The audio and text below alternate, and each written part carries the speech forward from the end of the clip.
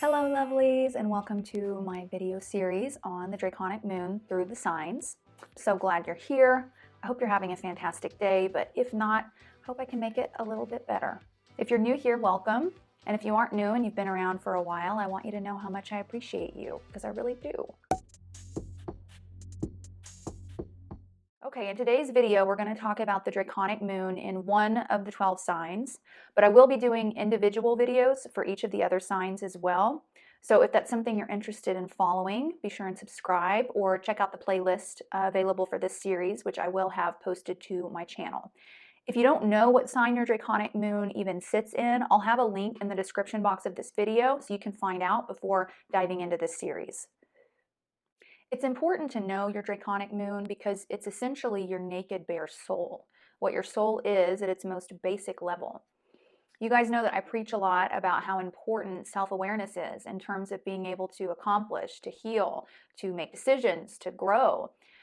So if you were to imagine your current existence, okay, as a garden containing a large tree, well, the Draconic Moon is the initial seed of that tree. The soil is the body or the ego in which that seed is planted. And your life, the journey that you're on, the stories you're going to be able to tell at the end, or the legacy that hopefully you will have created, that's the tree itself.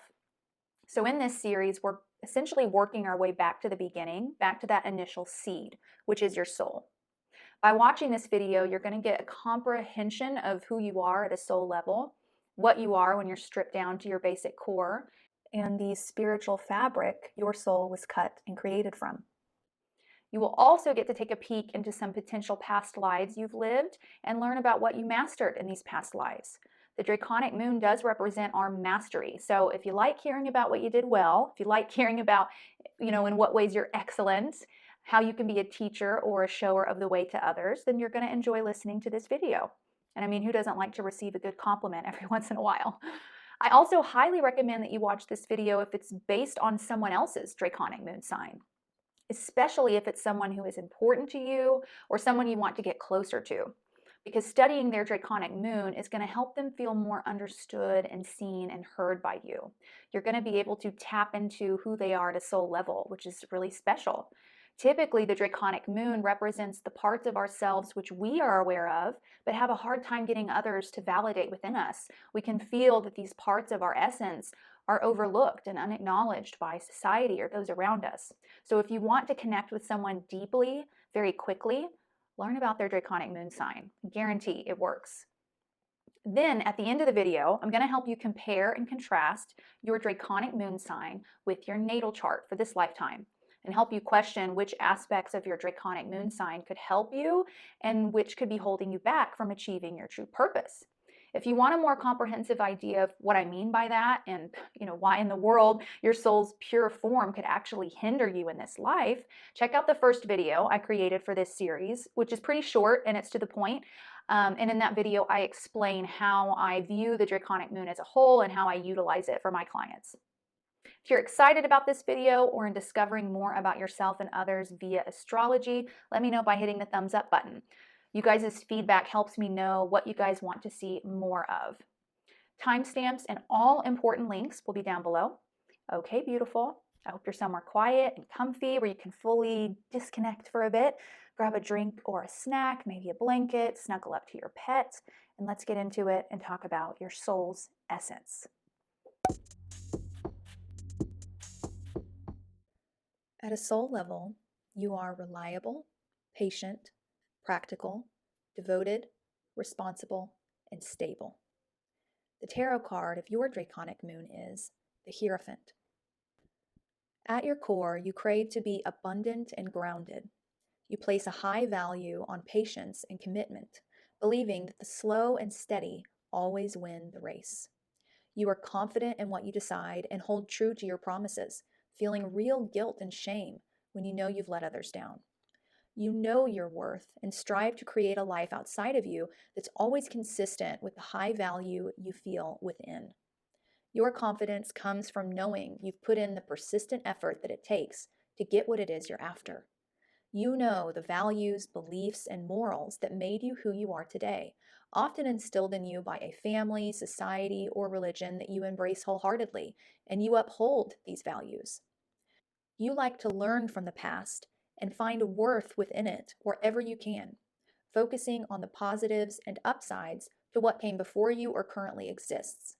You are very good at finding ways to produce, create, and benefit from the tools and methods already around you.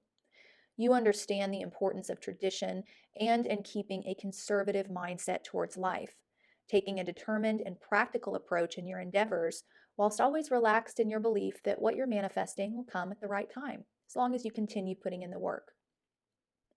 You are more than content with the simple pleasures in life: a good bed, comfortable home, a hearty meal, a golden sunset, and a nice glass of wine, and you love to witness the results of your hard-earned efforts. You are a very tactile person with very strong bodily senses and enjoy the more sensual aspects to life. You have a very good sense of smell, taste, and touch, for example. You feel most connected to your own energy in the moments when you are able to stop and smell the flowers, fully relishing in the fruits of your labors and appreciating the beauty of the present moment. Do you think you're using your Draconic Moon energy well in this life? I would love to know what you guys think. Okay, now let's get into my favorite portion of the video and travel back into the past, into the history of your soul, and talk about some of the past lives you've led, who you were, and what you may have accomplished. In past lives, there was an intense focus on upholding the values instilled in you at a young age and doing whatever it took to at least maintain the stability you were born into. You were also focused on material pursuits, being someone who was deeply rooted in their physical environment, who understood the value of money, assets, property, land, crops, jewels, and precious heirlooms. And you treasured and appreciated that which was yours, never wasting, discarding, or abusing anything which still held value. You were very good at identifying the positive, conservative traditions around you, which had established your existing environment, and you helped to preserve them. Always committed to your beliefs and confident in them. You didn't waste time trying to fix things that weren't broken, and you were efficient in your thinking, never bombarding yourself with questions or curiosities that didn't serve a practical purpose. You built a life based on practicality, pleasure, and humility, never needing to be in the spotlight unless required of you, and always content with earning what you could simply through your own focused efforts. Your self-esteem was always high, and you knew your worth.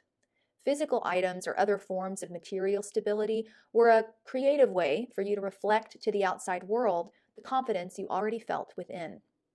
Your outer material reality was a reflection of your inner worth. You likely had many special items you accrued over the years and took good care of.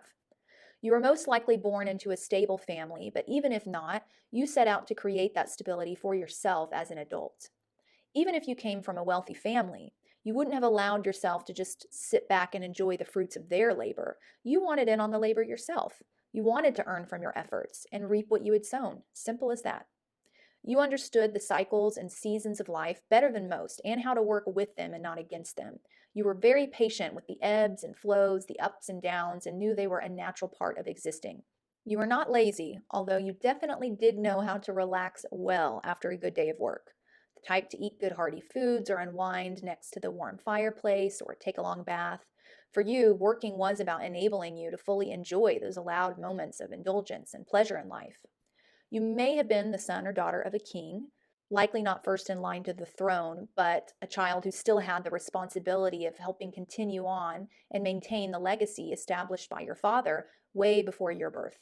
You could have been born into a time period or place where one did not get to choose their profession, but rather it was chosen for them. The son of a farmer, the daughter of a homemaker, the child of a doctor, butcher, or baker, who were all expected to follow in the footsteps of their parents. You would have married for the sake of stability over fleeting feelings of love. You could have been involved in an arranged marriage orchestrated by your family. You likely didn't divorce, as marriage for you was all about the commitment to build a life and family together, not about passion or overwhelming emotions. You wouldn't have allowed negative moments or difficult times with a spouse to thwart those plans, and you likely had a partner that felt the same way. You wanted a simple, quiet, harmonious marriage that was focused on the values that you shared and the calm and secure life you could create as a couple. You were surrounded by people who shared your same beliefs, background, upbringing, and culture, likely considered a patriot of sorts to your tribe, country, state, or societal class. You always opted for the security and stability in what you were familiar with versus choosing to forge a new and uncertain path. This seemed efficient and practical to you, two traits which you embodied very well. You definitely would have had children of your own, as it was expected by most societal standards in the past, and it would have been extremely important for you to instill in them the values that you knew were important. That was your role as a parent. You wanted to help stabilize your children's lives and their chances for an abundant existence of their own. But you also believed strongly in teaching them to earn for themselves, showing them through your own actions that persistent work, a strong moral code, and embracing the traditions that came before you was the tried and true formula for a life well lived. You didn't suffer from things like jealousy or envy because you never wanted what others had. You wanted what you could earn or receive for yourself, and you appreciated what you already had. You were fair and upfront in your dealings with others, never manipulative or with an ulterior motive. People knew what they were getting with you based off face value. Although very practical, you were also quite creative. You knew how to fully make use of everything offered to you and all that you owned, which takes creativity and an ability to recognize beauty even in the most poor of circumstances. You had a keen eye for good art, music, cinema, foods, and wines, among other things. You also took care to make sure that all you owned was displayed in the best light, cleaned, maintained, well decorated. Even if you couldn't afford the best of the best and lived a more simple existence, that which you did save for and choose to buy was always of high quality, opting to have less over more if it meant owning things that would actually last. You had the patience to work and save and wait until the moment when you finally had enough to buy or do something you had planned maybe years prior. You stuck to your goals, even when bored of them, even when lacking the motivation. You were always determined to follow through. You were someone who could be trusted to care for and protect all that fell under their umbrella of responsibility, and people admired you for this. They also admired your artistic eye and your ability to fully engage with your surroundings through the senses, always creating environments that were a delight to see, smell, taste, touch, and interact with. You knew your preferences and were rightly stubborn in them, not a person who could be easily persuaded by others, maybe viewed as picky or particular to others. But really, it was that you understood what good quality actually was, and you never settled for less. You trusted yourself and your judgment. You likely chose a career that was rooted in your traditions, social class, or family legacy, or a career that was based purely on the financial security it could provide you. You could have also chosen a career in finance and money, or in a field that dealt with the senses, owning like a vineyard, composing classical music, being a painter or an opera singer. You could have also been in a more feminine field like clothing design or a flower shop owner. You could have owned a bakery, a perfumery, or done interior design. But again, these would only be options for you if they didn't go against the grain of the society, social class, or family you were born into, because making your family proud was a big factor in how you led your life.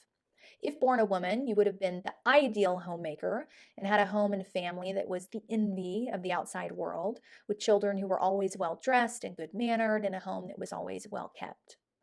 Choosing to take pleasure in what was around you, treasure each step along the way, and see your life and its circumstances through rose colored glasses is what steeped your soul in this content Taurus energy. Due to your past life mastery in the sign of Taurus, your soul knows what it feels like to appreciate the present moment, manifest abundance, be committed, and turn lemons into lemonade, as well as to connect fully to the body and the pleasure of one's senses, and how to relax and not force or rush life. You also know how to be responsible and dependable for those that rely on you. And these areas are where you can be a guide and teacher to others who are struggling in these aspects of their own lives. Let me know if your current life has any consistencies with what we talked about here. Is it vastly different or eerily similar?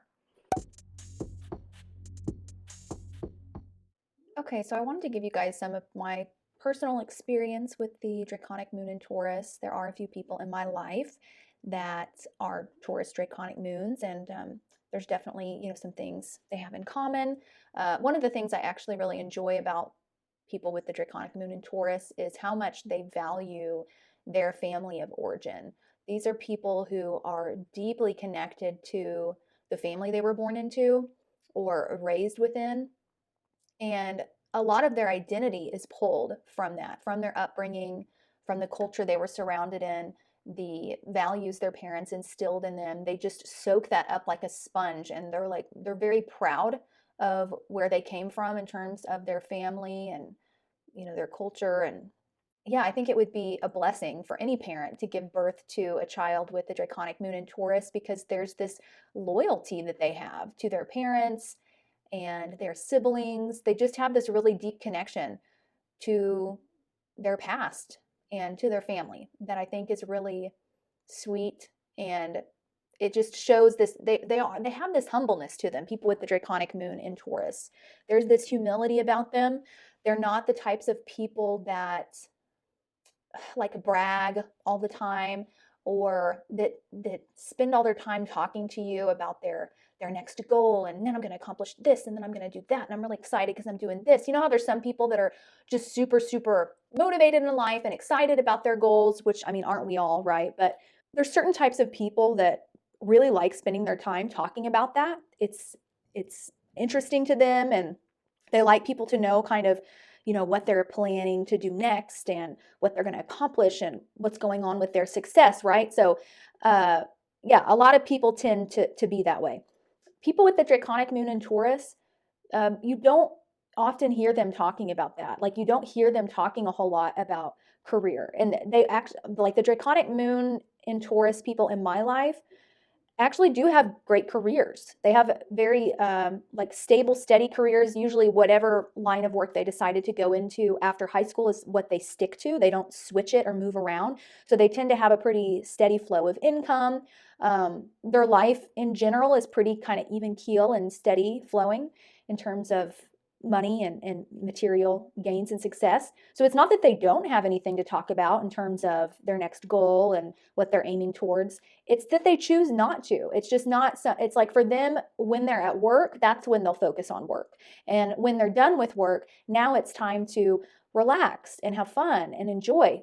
So it's nice being around Draconic moon in Taurus on the weekends, in the evenings, because they're going to be fully plugged into that specific moment and time with you. And yeah, kind of enjoying that present moment and not ruminating on the past or, talking about the future. They're very good at just relaxing. Their energy is very chill. And so when it is, evening time, work is done, or when it is, a weekend, that when you hang out with them, they're going to make it enjoyable, because they have this easygoing sort of energy about them that is very enjoyable to be around. These are the type of people that remind you that, hey, life's too short. Like, I don't want to worry about that right now. Let's just hang out. We'll deal with that tomorrow, kind of thing.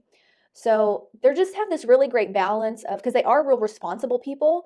They're not the type that's like, there's something that needs to be done, but they're like, no, I'm going to procrastinate.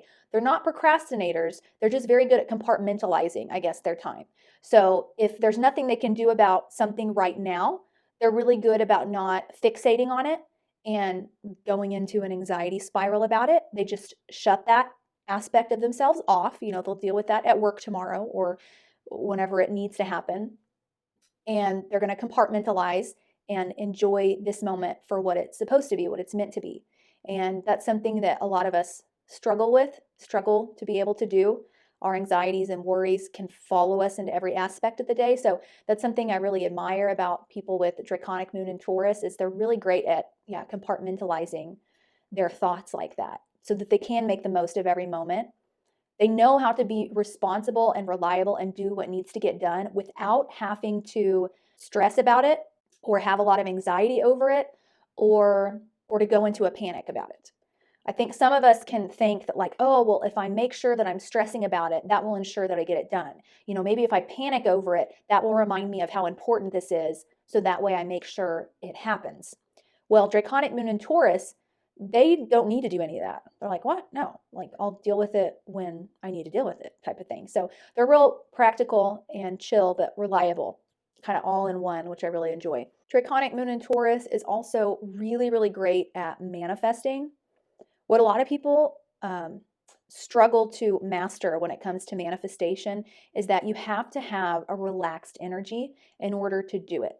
So if you are overly obsessing and like getting into an area of like deep desire, like craving something so bad, that you're just trying to manifest it and focus on that and fixate, and this is what I want, and this is what I want. That is going to pull you further away from that manifestation because that's an energy of stress and of lack. That's an energy of not feeling at peace, feeling like you're lacking and kind of scrambling towards something. There's a sense of desperation in that. So that's actually anti manifestation. Well, the Draconic moon in Taurus doesn't operate in that energy, and that's why they're such great manifestors. They are really great about having this understanding that, what needs to happen will happen. The universe, God, whatever is going to work out whatever needs to happen. They have this sort of trust. So they know what they want and they set an intention for that, and they'll start doing the practical steps they need to get there. But they're relaxed in the meantime. And that relaxation over their abundance in life, over having their needs met, it's like a magnet for abundance. So I've noticed that Draconic moon and Taurus people, they tend to never end up in a really low spot financially in their life. They're like little magnets for money and abundance.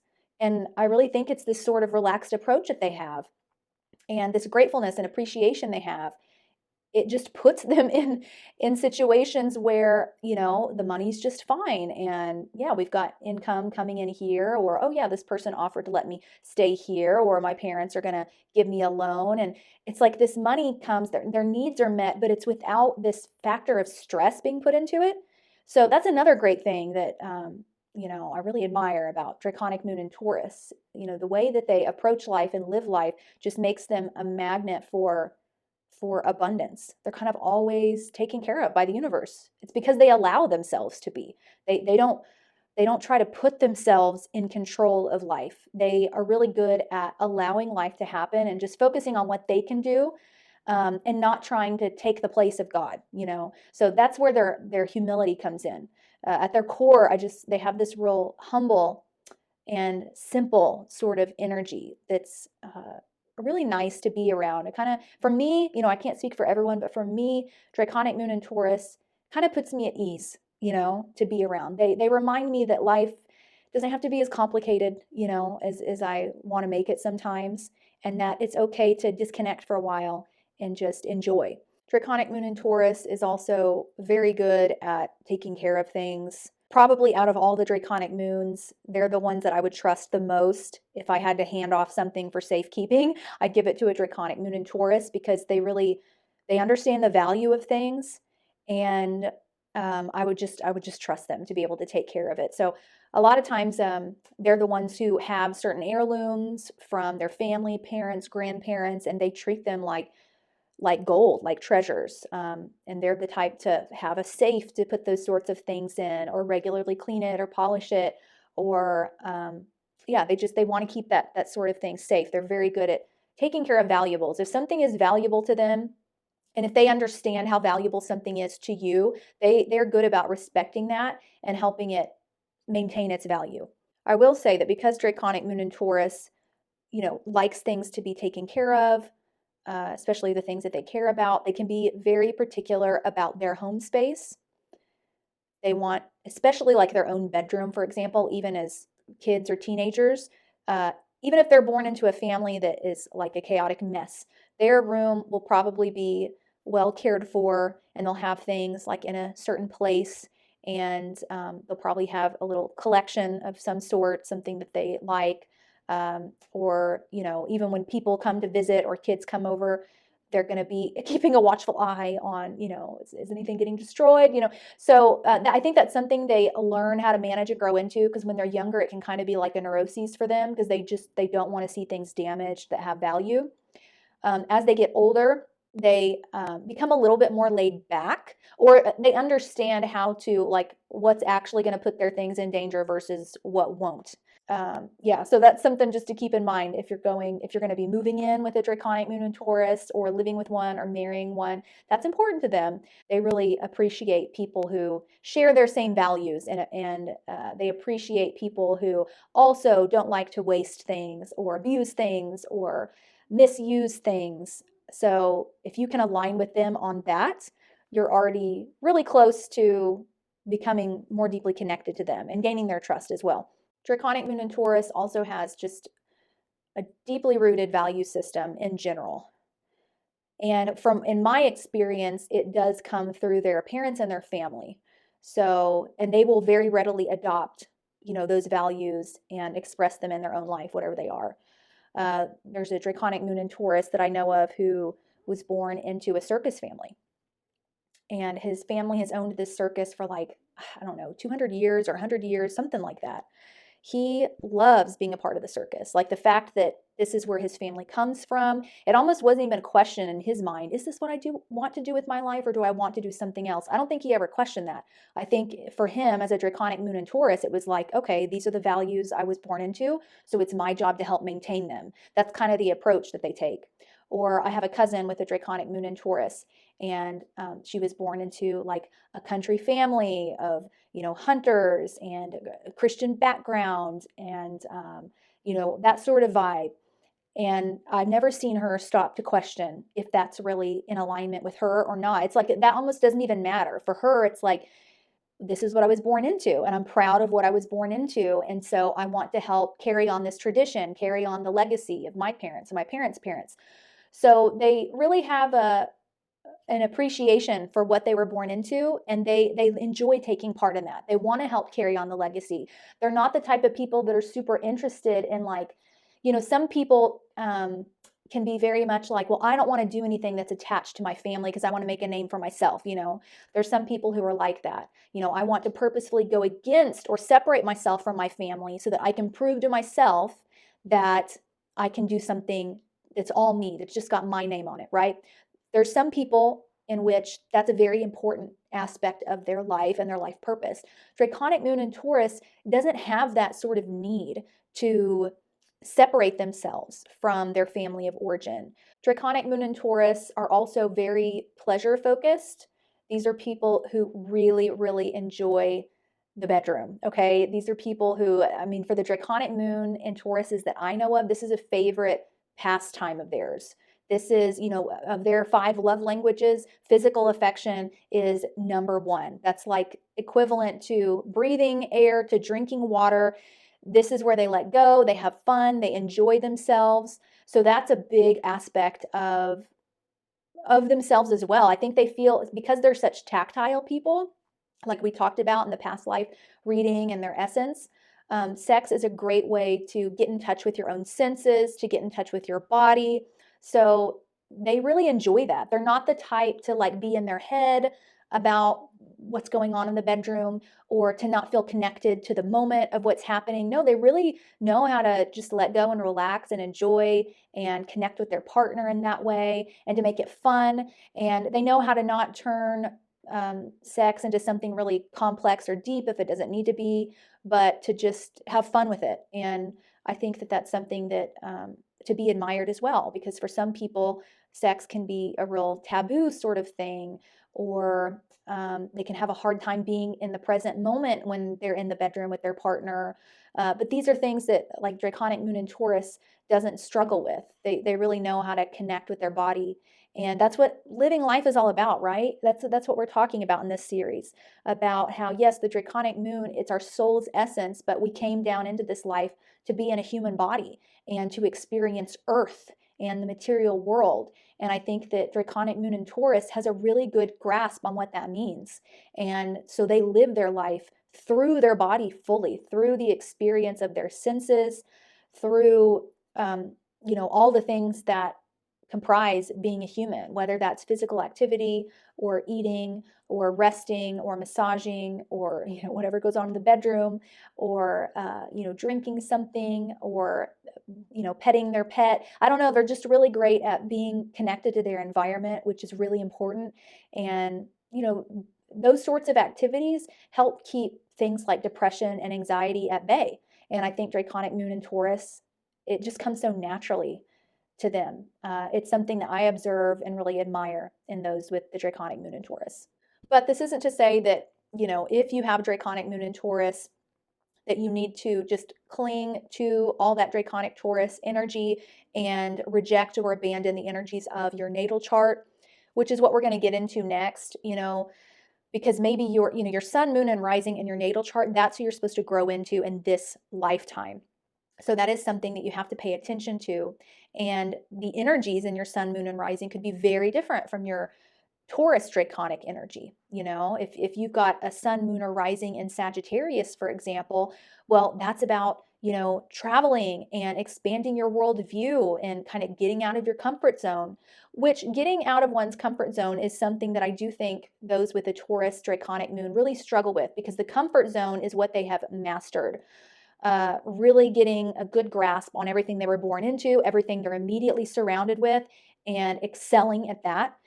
Getting out of their comfort zone, going into new territory, going after new concepts and ideas, that's very foreign to a Draconic Moon in Taurus. So if you have your Draconic Moon in Taurus, I would recommend looking at your natal chart, seeing what energies are there. And if any of these energies are calling you to, pioneer something new, or travel the world, or get more spiritually connected, or who knows. But in the next section, I'm going to go over this with you, and I do have a list of some questions like this for you to ask yourself as you try and tap into the meaning of this current life for you, and how you can best accomplish your life purpose for this lifetime.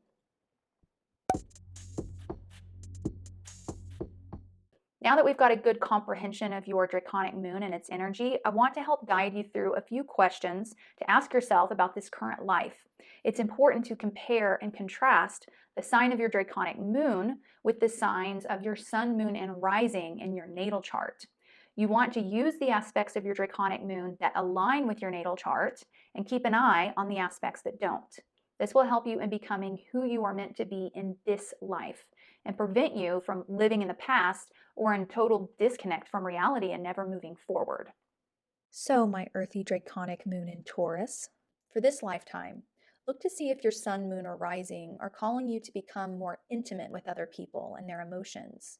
Assert your own power and influence over the world. Take more risks, be more progressive and futuristic in your endeavors, or step into the spotlight a little more. Perhaps you're meant to master flexibility in this life, or to connect more with the spiritual and non-material aspects of existence. Here's another fun tip. Take a look at your natal chart and see what house is ruled by the same energy as your Draconic Moon, and which planets in your natal chart sit in that same sign. So for example, if your Draconic Moon is in Scorpio, and in your natal chart, the 10th house is ruled by Scorpio, and let's say your natal Jupiter is also in the sign of Scorpio, these are the areas of your current life where your wise Draconic Moon energy can be channeled. Study the meaning of this house and what it pertains to, and study the planet and what purpose it serves in your natal chart and personality. Your natal chart shows you who you are meant to become and grow into in this life in order to achieve your purpose. So for another example, let's say your Draconic Moon is in Libra, but your rising sign in your natal chart is in Virgo. It's important that you're doing what you can in this lifetime to embrace and accept that Virgo energy that's been given to you and express it at its highest octave. Because if you don't do that and you instead cling to the Draconic Libra energy, what's going to happen is you will inadvertently create a shadow self of negative Virgo energy that the rest of the world, friends, and family will experience and see, but you will be blind to. And we don't want that. We want to be in control of ourselves and fully self-aware. Now, every sign has differences as well as similarities. So I can guarantee that your Draconic Moon sign shares something in common with your natal sun, moon, or rising sign. It's important to study and determine what this is so you can use your Draconic energy to your advantage, not your disadvantage. So let's stick with this same example of the Draconic moon being in Libra and the rising sign being in Virgo, and let's compare and contrast these energies. Well, both Libra and Virgo value logical and unemotional thinking. Both Libra and Virgo like things to be in order, and both Libra and Virgo like to voice or impose their thoughts and opinions onto others for the sake of facilitating communication and understanding. So in those ways, your Draconic moon energy in Libra can help you express the higher octaves of your rising sign in Virgo. Now let's look at the differences. Okay, so Libra likes to keep things harmonious, and sometimes it will concede to others' opinion for the sake of harmony. Whereas Virgo likes to critique things and point out faults and flaws, even if it may cause disruption for the sake of improvement. Libra cares a lot about aesthetics and beauty, whereas Virgo prefers practicality and usefulness over beauty. So in these ways, your Draconic moon energy in Libra could hinder you from finding your true identity in this life and expressing the higher octaves of that rising sign in Virgo. If any of you need help in dissecting this, just leave me your Draconic moon sign as well as your natal sun, moon, or rising sign down in the comments below, and I'll do my best to help compare and contrast these for you. We usually grow more into our natal chart energy as we age and mature, especially if we're striving towards healing and unconditional love of ourselves and others. But by listening to videos like this one and studying astrology as a whole, you can facilitate that process and speed it up, being able to fully embody your higher self sooner than you would have otherwise. And that's always a win.